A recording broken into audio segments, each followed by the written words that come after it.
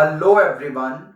Today we are going to discuss the topic of anaerobic respiration and fermentation. तो आइए discuss करते हैं कि फर्मेंटेशन क्या होता है और जो बातें मैं आपको इस वीडियो में बताने जा रहा हूं ये बातें आपको जल्दी से कोई भी नहीं बताएगा। तो आइए पहले डेफिनेशन पर जाने से पहले एनाएरोबिक रेस्पिरेशन का जो बेसिक है उसको समझने की कोशिश करते हैं।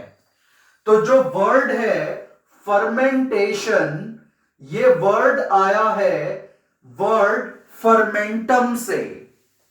तो फर्मेंटम वर्ड से ये वर्ड आया है और इसका मतलब होता है टू बॉयल, यानी कि जब फर्मेंटेशन हो रहा होता है तो उस समय पर ऐसा लगता है कि जैसे कुछ उबल रहा हो, बॉयल हो रहा हो, और वो चीजें बॉयल होती हुई, जैसे कि शुगर का फर्मेंटेशन हो रहा है तो शुगर के फर्मेंटेशन के दौरान अगर आप देखेंगे तो आपको ऐसा लगेगा जैसे रिएक्शन के दौरान कुछ बॉयल हो रहा है और वो बॉइलिंग अपीयरेंस कहलाता है फर्मेंटेशन।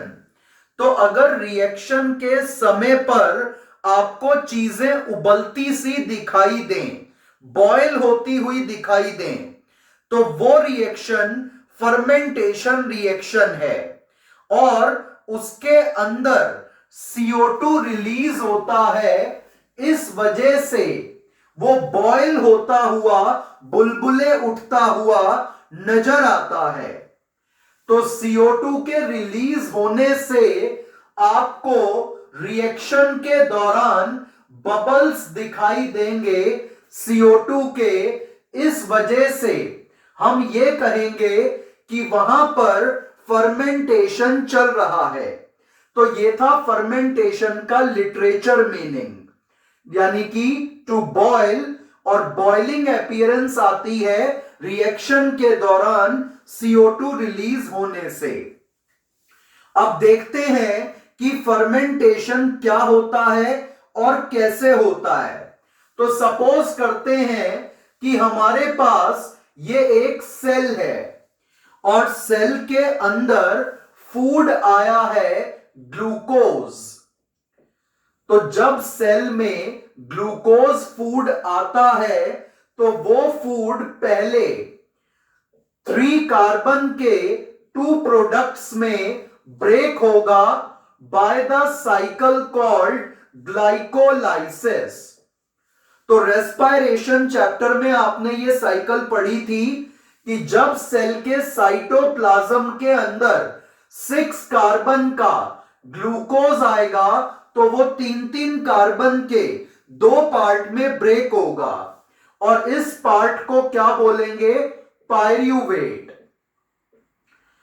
और अगर ये पायरूवेट माइटोकॉन्ड्रिया के अंदर चला जाए और क्रेब्स साइकिल करे तो इससे CO2 और लार्ज अमाउंट में एनर्जी बनेगी और उसके लिए ऑक्सीजन की जरूरत होगी, तो उसको कहेंगे एरोबिक रेस्पिरेशन।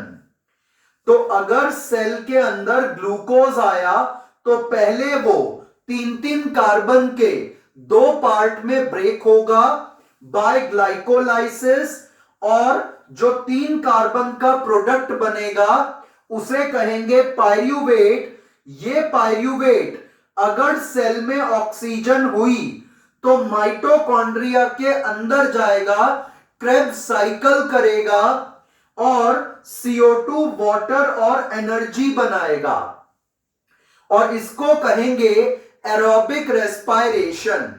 लेकिन अगर सेल के पास ऑक्सीजन एब्सेंट है तो ये पायरूवेट या तो कन्वर्ट होगा एसिड में या कन्वर्ट होगा अल्कोहल में और तब इस साइकिल को कहेंगे एनएरोबिक रेस्पायरेशन या फर्मेंटेशन। और इस साइकिल के दौरान भी थोड़ा सा CO2 रिलीज होता है, जिस वजह से ये रिएक्शन ऐसे लगती है कि जैसे कुछ उबल रहा है, इसीलिए इसको फर्मेंटेशन कह दिया जाता है। तो अगर सेल में ऑक्सीजन हो तो पायरूवेट माइटोकॉन्ड्रिया में जाएगा, CO2 वाटर एनर्जी बनाएगा, उसे एरोबिक रेस्पायरेशन कहेंगे। और अगर सेल में ऑक्सीजन ना हो तो पायरूवेट कन्वर्ट होगा या तो एसिड या अल्कोहल और CO2, तब इसको कहेंगे एनएरोबिक रेस्पायरेशन या फर्मेंटेशन। तो both of them are same thing, but there is a very little difference कि एनएरोबिक रेस्पायरेशन केवल इंट्रासेल्यूलर होता है, और जबकि आप फर्मेंटेशन को, वो भी एनएरोबिक रेस्पायरेशन का ही टाइप है, आप उसको इंट्रासेल्यूलर और एक्स्ट्रा सेल्यूलर दोनों तरीके से करवा सकते हो, और कोई ऐसा मेजर डिफरेंस इनमें नहीं होता। तो एनएरोबिक रेस्पायरेशन को ही हम फर्मेंटेशन एक टाइप से कह सकते हैं। तो अगर सेल में ऑक्सीजन हो तो एरोबिक रेस्पायरेशन होता है इन माइटोकॉन्ड्रिया, और अगर ऑक्सीजन ना हो तो पायरूवेट कन्वर्ट होता है एसिड, अल्कोहल और CO2 and very less amount of energy में, तो उसे कहते हैं एनएरोबिक रेस्पायरेशन और फर्मेंटेशन। और यह होगा साइटोप्लाज्म के अंदर ही, जबकि एरोबिक रेस्पायरेशन होता है माइटोकॉन्ड्रिया के अंदर। अब हमें बेसिक पता चल चुका है कि एनएरोबिक रेस्पायरेशन को ही फर्मेंटेशन कहते हैं, और उस दौरान एसिड और अल्कोहल जनरली बनता है with little amount of CO2 and energy. अब चलते हैं फर्मेंटेशन की डेफिनेशन पे। तो डेफिनेशन कहती है it is an aerobic breakdown of carbohydrate. तो कार्बोहाइड्रेट का ऑक्सीजन की एब्सेंस में टूटना क्या कहलाएगा? फर्मेंटेशन। तो किसी भी कार्बोहाइड्रेट जैसे प्रोडक्ट का ऑक्सीजन की एब्सेंस में टूट जाना कहलाता है फर्मेंटेशन। और ये टोटल 3 टाइप्स का है। नंबर 1 इथाइल अल्कोहल फर्मेंटेशन, जिसको हम कॉमनली अल्कोहलिक फर्मेंटेशन भी कह देते हैं, और ये ज्यादातर फंगस और बैक्टीरिया में होता है। और इसमें जो पायरूवेट है, जब पहले ग्लूकोज आया था तो वो ग्लाइकोलाइसिस से 3 कार्बन के प्रोडक्ट पायरूवेट में टूटा था, जिसको पायरूविक एसिड भी कहते हैं। तो यहां से फर्मेंटेशन स्टार्ट होगा।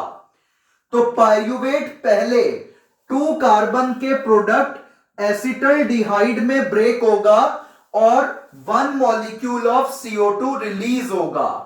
क्योंकि पायरूवेट 3 कार्बन का है तो उसमें ब्रेकडाउन हुआ 2 कार्बन के एसिटल्डिहाइड और CO2 में। फिर उसके बाद एसिटल्डिहाइड का रिडक्शन रिएक्शन होगा और वो बना के दे देगा अल्कोहल। तो इस तरीके से अल्कोहलिक फर्मेंटेशन होती है कि जिसमें पायरूवेट अल्कोहल में चेंज होता है बाय दीज 2 रिएक्शन। और अगर इस रिएक्शन के दौरान अल्कोहल का अमाउंट 13% या उससे ज्यादा हो जाए तो जो माइक्रो ऑर्गेनिज्म के अंदर ये साइकिल चल रही है फर्मेंटेशन की, या जो फर्मेंटेशन चल रहा है वो बंद हो जाएगा और ऑर्गेनिज्म की ही डेथ हो जाएगी। तो अगर हम कहीं पे ईस्ट की मदद से, फंगस की मदद से अल्कोहल बना रहे हैं और अगर उस वेसल में अल्कोहल का अमाउंट ज्यादा हो जाए तो वो भी ईस्ट को मार सकता है। And this point is very important for NEET exam. और सेकंड आता है लैक्टिक एसिड फर्मेंटेशन, जिसमें पायरुवेट या जिसको हम पायरुविक एसिड भी कहते हैं वो रिड्यूस होगा इनटू द लैक्टिक एसिड। तो ये दो मेन टाइप की फर्मेंटेशन है।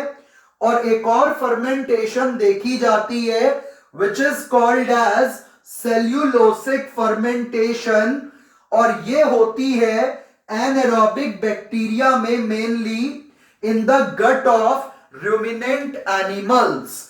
और वहां पर जो सेल्यूलोज है उसे कन्वर्ट किया जाता है फैटी एसिड में, क्योंकि सेल्यूलोज भी एक टाइप का कार्बोहाइड्रेट है। तो अगर कभी भी कार्बोहाइड्रेट वो ब्रेक हो जाए एसिड या अल्कोहल में तो उसे कह देते हैं फर्मेंटेशन। और ये होता है ऑक्सीजन की एब्सेंस में, इसीलिए ये एक टाइप का एनएरोबिक रेस्पिरेशन है। और इसमें जब CO2 रिलीज होती है तो वेसल में ऐसा लगता है कि जैसे कुछ बॉयल हो रहा है, इसीलिए इस एनएरोबिक रेस्पिरेशन को फर्मेंटेशन कह दिया जाता है। तो फर्मेंटेशन एनारोबिक रेस्पिरेशन है जिसमें कार्बोहाइड्रेट टूटेगा अल्कोहल या एसिड की फॉर्म में। Hope you have got this concept. Thank you.